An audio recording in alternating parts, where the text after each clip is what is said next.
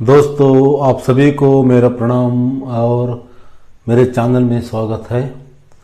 आज मैं आपके सामने हिंदी व्याकरण संबंधित एक विषय अव्यय के बारे में चर्चा करने के लिए आया हूं। इसके बारे में मैंने एक वीडियो तैयार किया हूं। अगर इसमें कोई गलतियां हैं, कमियां हैं तो ज़रूर कमेंट बॉक्स में लिखिए और अपने मित्रों तक, छात्रों तक शेयर कीजिए, पहुंचाइए। सब्सक्राइब करना मत भूलिए।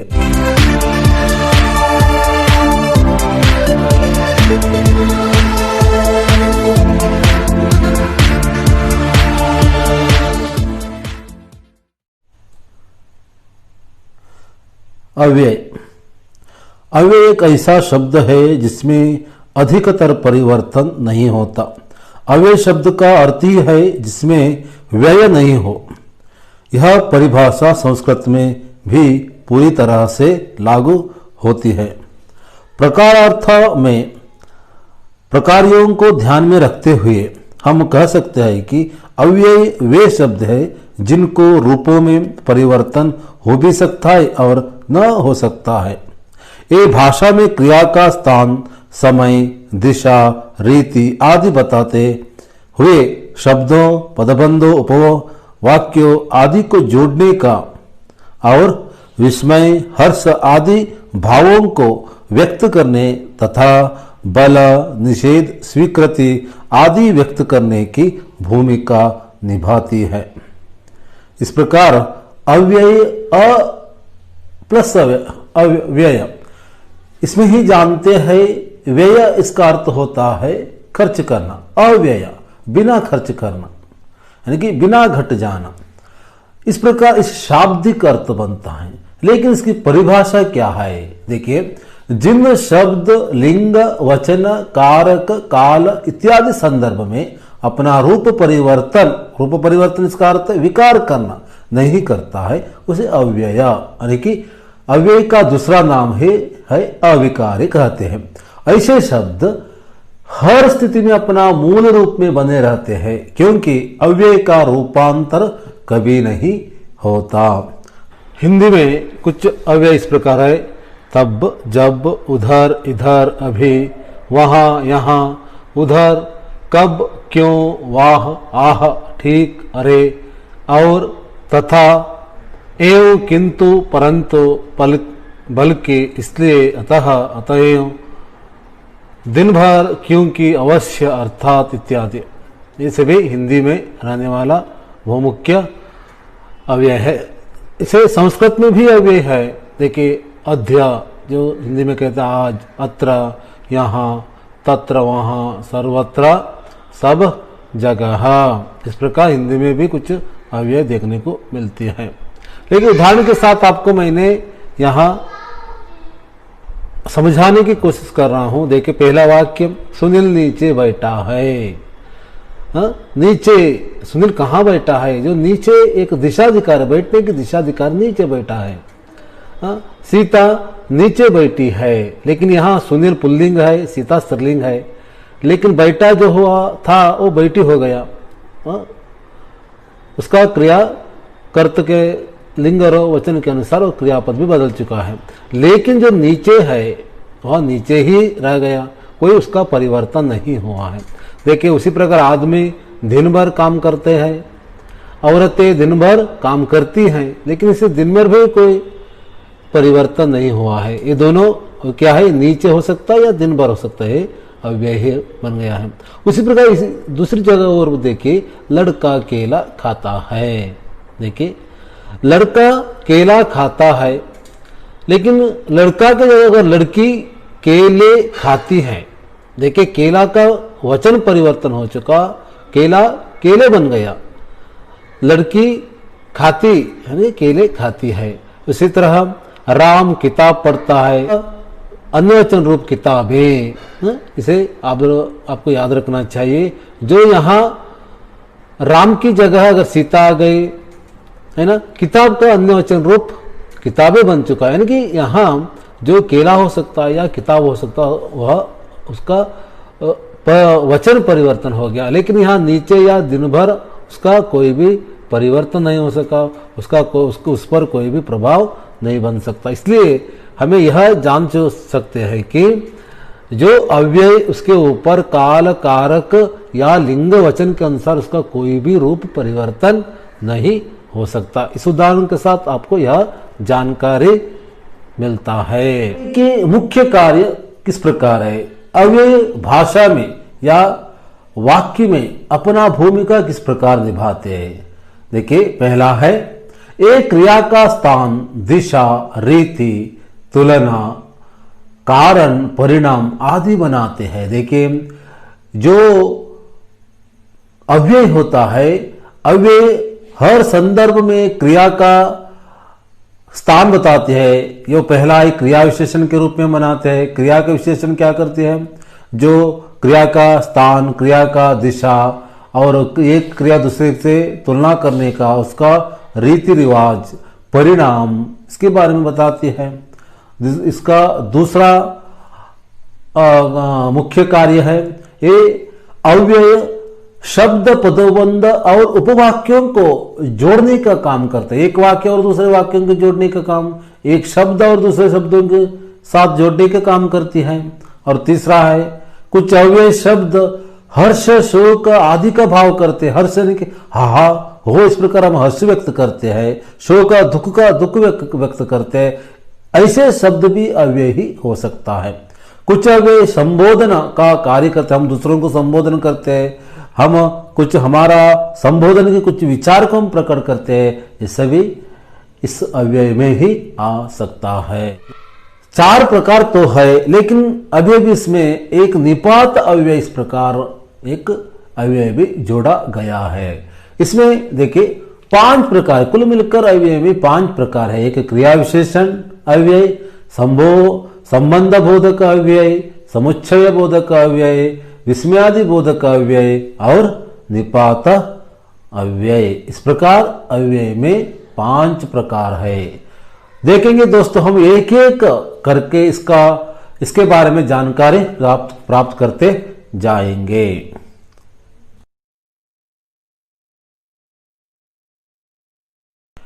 दोस्तों, मैं आपसे क्षमा चाहता हूं, क्रिया विशेषण एक बहुत बड़ा, इसमें अगर हम इसका चर्चा करेंगे, इसके बारे में जानकारी प्राप्त करेंगे तो बहुत बड़ा है।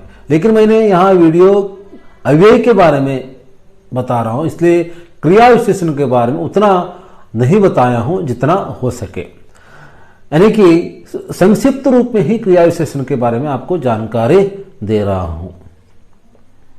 देखिए, क्रिया विशेषण का अर्थ क्या है, इसका परिभाषा क्या है। जिन शब्दों से क्रिया की विशेषता का पता चलता है उसे क्रिया विशेषण कहते हैं। देखिए, आप इस वाक्य में आपको पता चलता है क्रिया की विशेषता, जो काम करते हैं उस काम की विशेषता। जो शब्द क्रिया की विशेषता बताते हैं उन्हें क्रिया विशेषण कहते हैं। यानी कि हाँ, हम अर्थ के आधार पर क्रिया विशेषण 4 प्रकार होते हैं। इसके बारे में हम यहाँ चर्चा की है, लेकिन कुल मिलकर क्रिया विशेषण में कितने प्रकार, इसके बारे में जानकारी हम आगे प्राप्त करेंगे। लेकिन हमें क्रिया विशेषण में इस बात का जानकारी मिलती है कि क्रिया विशेषण क्रिया की विशेषता बताती है। एक व्यक्ति या वस्तु जो भी क्रिया करती है उस क्रिया की स्थिति क्या है, परिणाम क्या है, किस प्रकार काम करते, इसकी जानकारी इस क्रिया विशेषण में होता है। देखिए, उदाहरण के लिए वह आगे चल गया, वह प्रतिदिन पढ़ता है। देखिए, वह चल गया, इसमें कोई विशेषता नहीं, चलने का विशेषता कोई नहीं, लेकिन आगे चल गया, यानी कि इसका अर्थ होता है जो आगे शब्द है क्रिया की विशेषता बता रही है।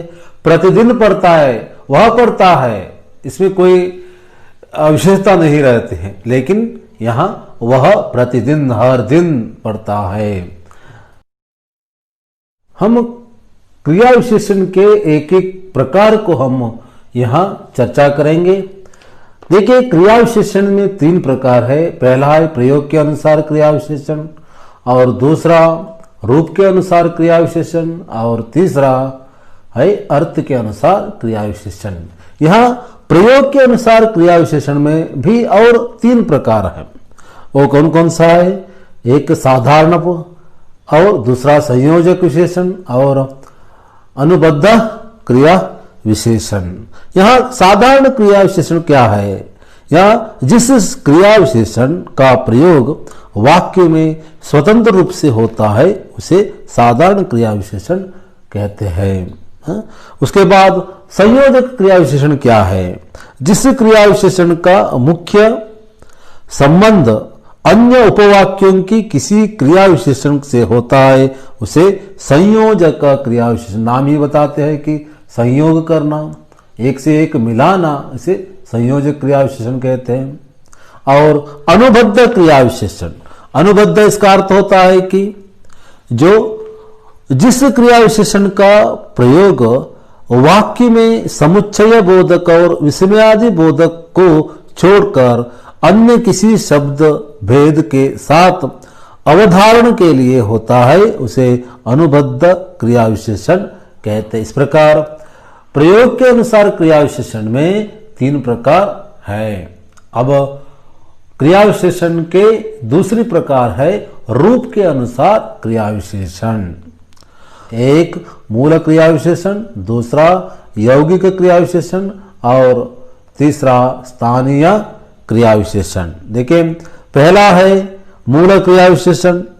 मूल क्रिया विशेषण का अर्थ होता है कि जिस क्रिया विशेषण किसी दूसरे शब्द से नहीं बनते, मूल क्रिया, नाम ही बताते मूल क्रिया, लेकिन मूल क्रिया जो होता है आगे, फिर, ठीक, पास, नीचे, ये सब जो शब्द है या मूल क्रिया विशेषण में आते हैं।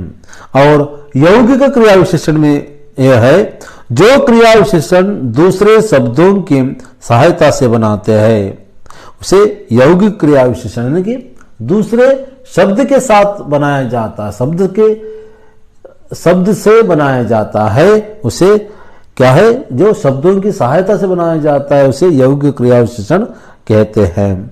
इसमें प्रकार है, लेकिन मैंने अगला वीडियो मैंने क्रिया विशेषण के बारे में ही कर रहा हूं, तब वहां विस्तार रूप से इसके बारे में जानकारी प्राप्त करेंगे। अब हम जाएंगे इसका तीसरा जो रूप है स्थानीय क्रिया विशेषण।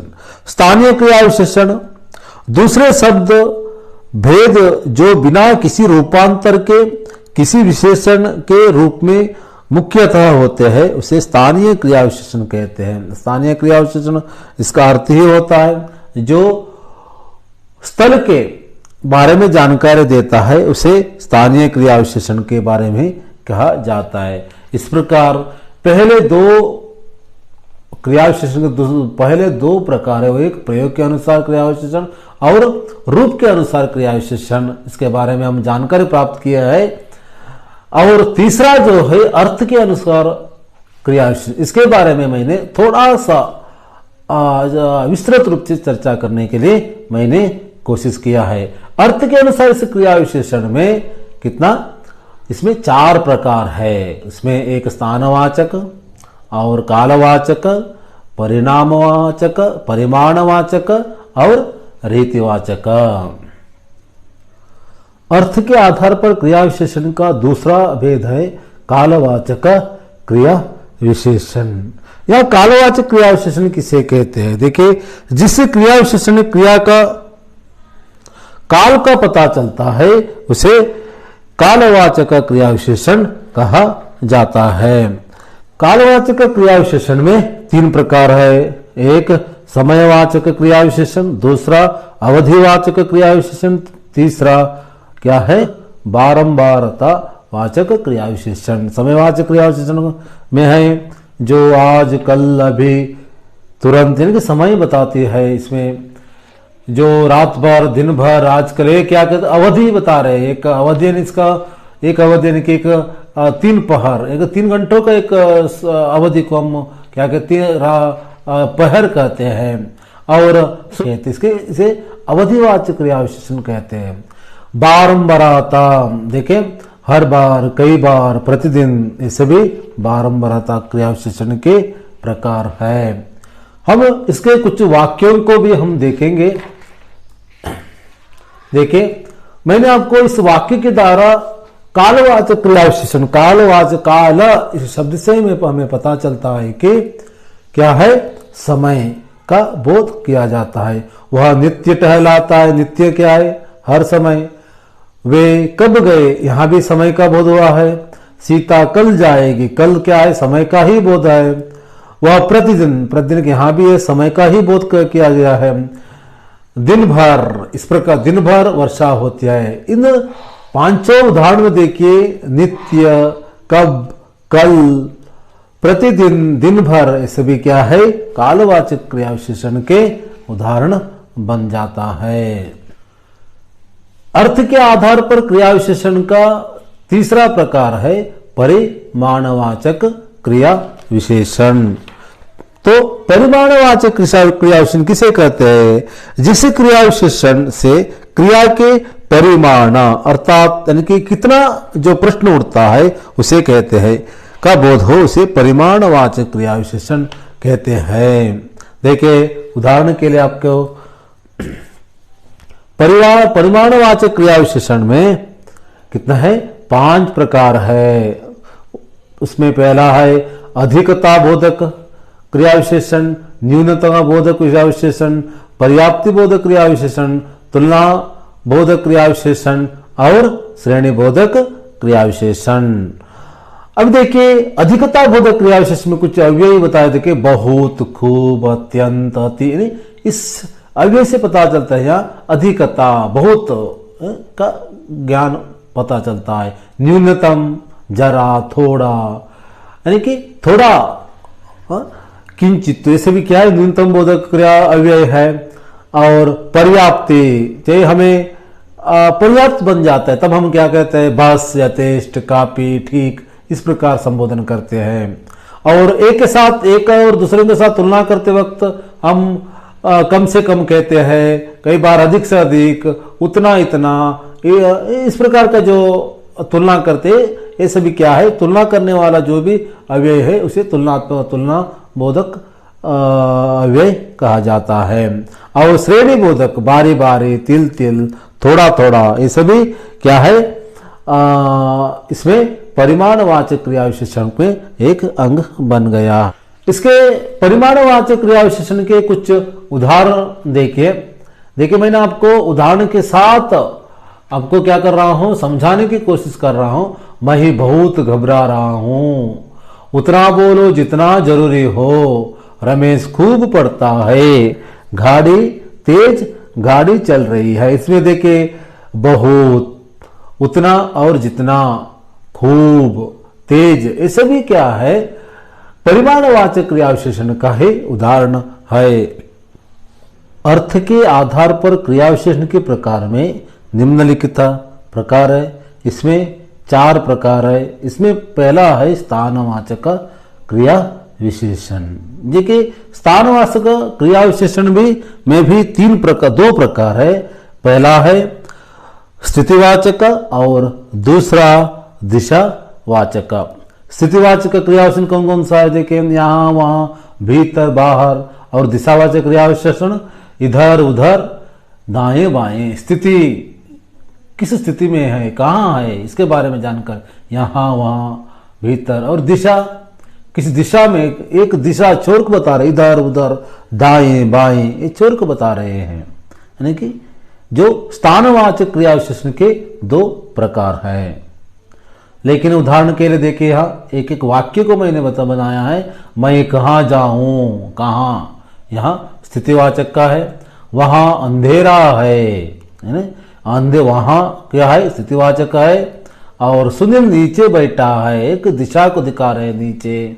और इधर उधर मत देखो, इधर उधर क्या है, दिशावाचक अव्यय है। और वह आगे, एक दिशा बता रहे, आगे चला गया। उधर मत जाओ, उधर, यानी कि उधर भी एक दिशा बता रहे हैं। इस प्रकार स्थानवाचक क्रिया विशेषण में जो क्या है, 2 प्रकार है।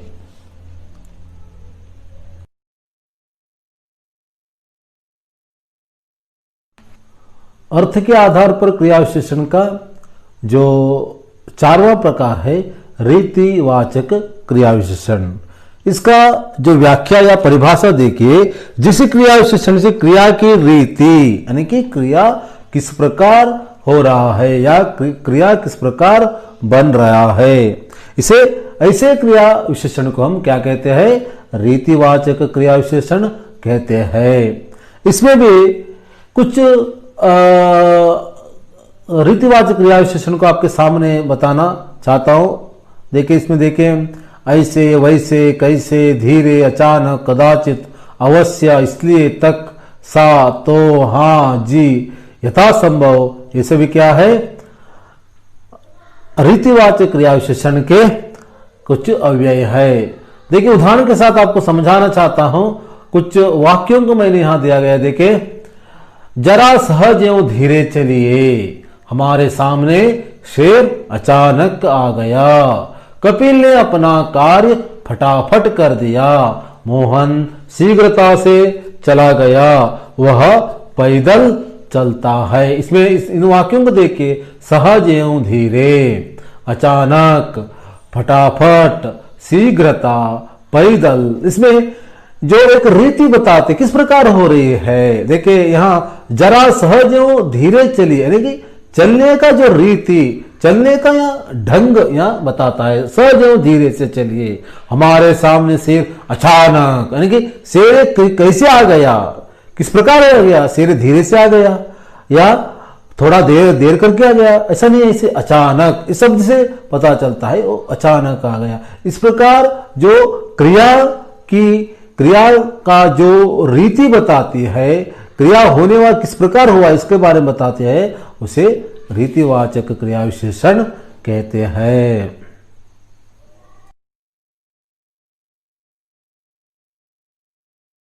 अव्यय के दूसरा प्रकार है संबंध बोधक अव्यय, इसे संबंध सूचक अव्यय भी कहा जाता है। देखिए इसके परिभाषा देखिए, जिन अव्यय शब्दों के कारण संज्ञा के बाद आने पर दूसरे शब्दों से उसका संबंध बताते हैं, उन शब्दों को संबंध बोधक अव्यय कहते हैं। ये शब्द संज्ञा से पहले भी आ सकते हैं। इसका अर्थ होता है कि जो अविकारी शब्द संज्ञा या सर्वनाम का संबंध वाक्य के क्रिया के अन्य शब्द के साथ जो जोड़ा जाता है उसे संबंध सूचक अव्यय या संबंध बोधक अव्यय कहा जाता है। जहां पर बाद, भर, के ऊपर, की ओर, कारण, ऊपर, नीचे, बाहर, भीतर, बिना, सहित, पीछे से लेकर तक, के अनुसार, की खातिर, के लिए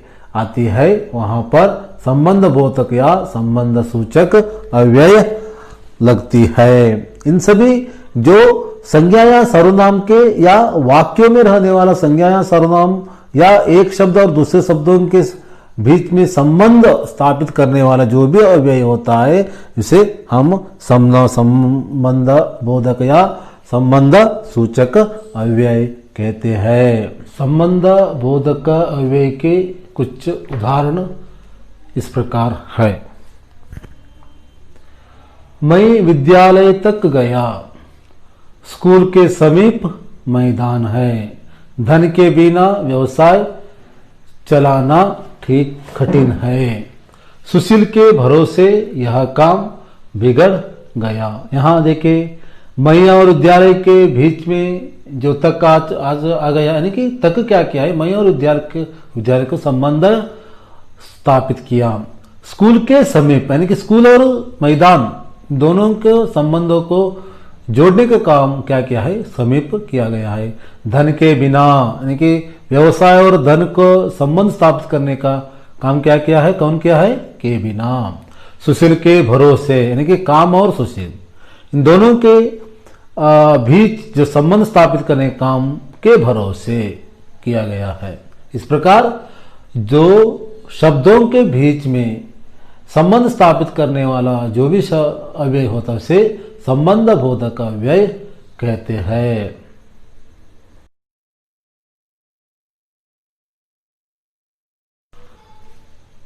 अब तीसरा जो प्रकार है अव्यय के, तीसरा प्रकार है समुच्चय बोधक अव्यय है, उसे योजक भी कहा जाता है।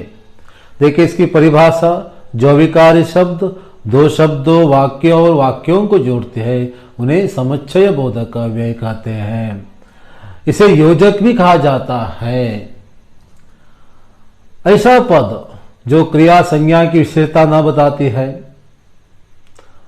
वाक्य पद के संबंध दूसरे वाक्य पद से जोड़ने का काम करते हैं। यानी कि यहाँ यह इस समुच्चय बोधक क्या करते हैं, वो एक वाक्य या दो शब्द, दो वाक्य और दो शब्दों को जोड़ने के काम समुच्चय बोधक अव्यय करते हैं।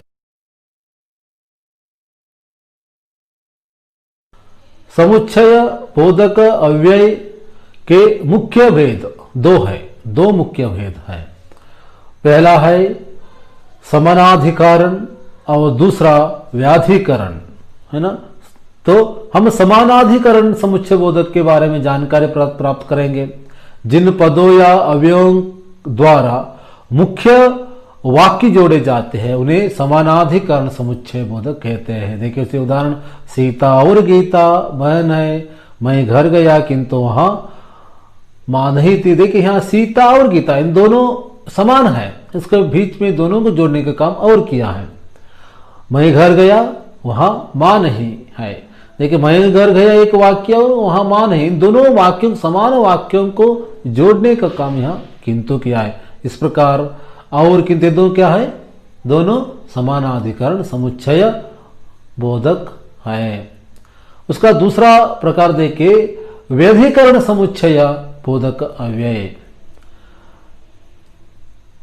इसका परिभाषा देखिए, जिन पदों व अवयवों के मेल से एक मुख्य वाक्य, एक या अधिक आश्रित वाक्य जोड़े जाते हैं उन्हें व्यधिकरण समुच्चय बोधक कहते हैं। देखिए मुख्य वाक्य और आश्रित वाक्यों को जोड़ने का काम यह व्यधिकरण जो समुच्चय बोधक करते हैं।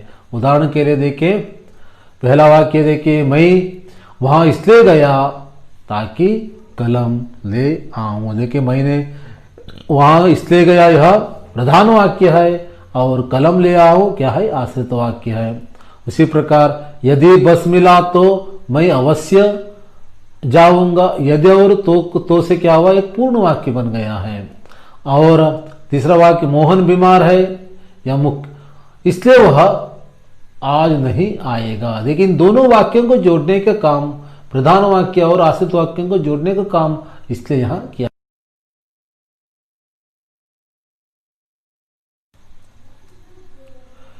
अब चारवां प्रकार अव्यय के चारवां प्रकार है विस्मय आदि बोधक अव्यय है। तो विस्मय आदि बोधक अव्यय क्या है, जिन अव्ययकारी शब्दों से हर्ष, शोक, विस्मय, ग्लानि, लज्जा, घृणा, दुख, आश्चर्य आदि के भाव का पता चलता है उन्हें विस्मय आदि बोधक अव्यय कहते हैं। यानी कि इस नाम से ही हमें पता चले, विस्मय हो जाना, हम अपने भावनाओं को बताना, भावनाओं के आधार पर यह पता चलता है। जो भावनाओं के आधार पर या मनोभावनाओं के आधार पर जो शब्द हम बोलते हैं उसे विस्मयादि बोधक अव्यय कहते हैं। इसका चिन्ह देखिए, जिस शब्द के सामने यह चिन्ह आता है वह क्या है, विस्मयादि बोधक अव्यय है। देखिए विस्मयादि बोधक अव्यय जो होता है वह उतना भाषा में क्या है, उतना उसका विशेषता तो नहीं है। विस्मयादि बोधक अव्यय जिनका अपने वाक्य या किसी पद से कोई संबंध भी नहीं रह सकता है और शब्दों वाक्यों को जोड़ने का काम भी नहीं कर सकता है, यह सिर्फ क्या है, जो व्यक्ति का मनोभावनाओं का चित्रण यहां दिया जाता है। देखिए उदाहरण देखिए, हई तुम क्या कर रहे हो, यहां हाय और है, हई छी यह गंदगी। इसमें देखिए हई, हाय, छी ये शब्द क्या है, जो इन शब्दों के सामने क्या गया है, विस्मयादि बोधक चिन्ह आ गया है, इसलिए ये विस्मयादि बोधक अव्यय बन गया।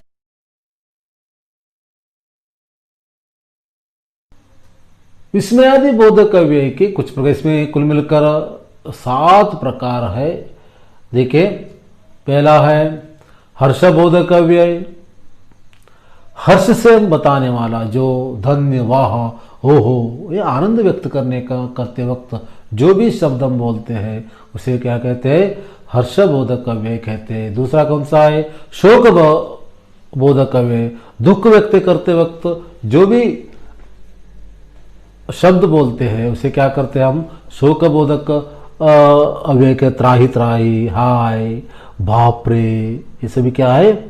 जो शोक बोधक अव्यय है। तीसरा विस्मय। विस्मय यानी कि आश्चर्यचकित होना, विस्मय हो जाना, हो, हे, ओहो, ये सभी क्या है? विस्मय प्रधान देती है। और इसका चारवा जो प्रकार है तिरस्कार बोधक, जहां पर छी, हट, धी, धिक, धक, छिक, यानी कि इस शब्द से हम पता चलता है तिरस्कार करने का, इसलिए तिरस्कार बोधक अव्यय कहते हैं।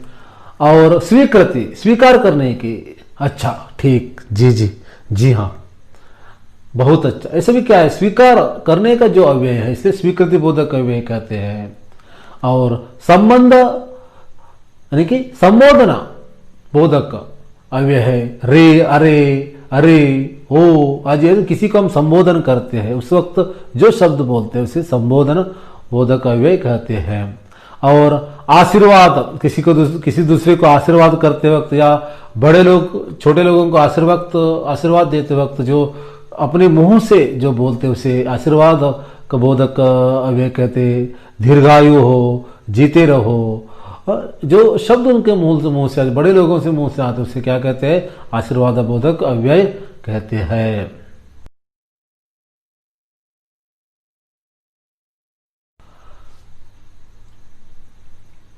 अभी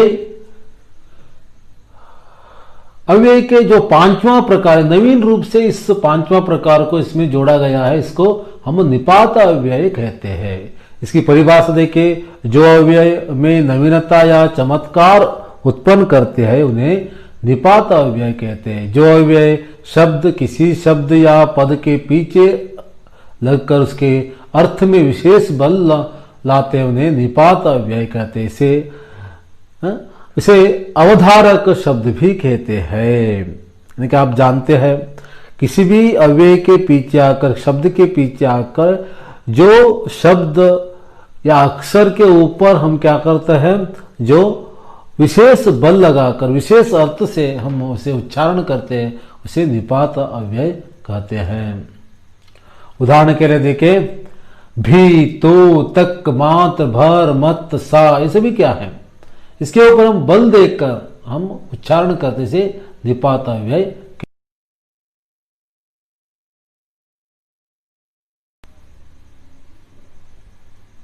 उदाहरण देके,